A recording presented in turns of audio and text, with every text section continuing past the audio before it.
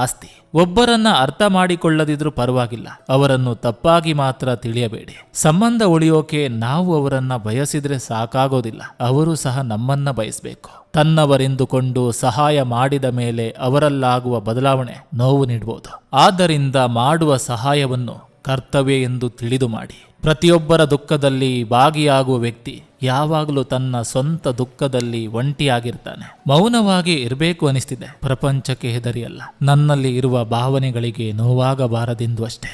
ದೂರ ಆಗಲು ಕ್ಷಣ ಸಾಕಂತೆ, ಜೊತೆಗಿರಲು ಋಣ ಬೇಕಂತೆ. ಜೊತೆಯಾಗಿರಲು ಗಟ್ಟಿಯಾದ ಭರವಸೆ ಬೇಕು, ದೂರ ಆಗಲು ಚಿಕ್ಕದಾದ ಸಂಶಯ ಸಾಕು.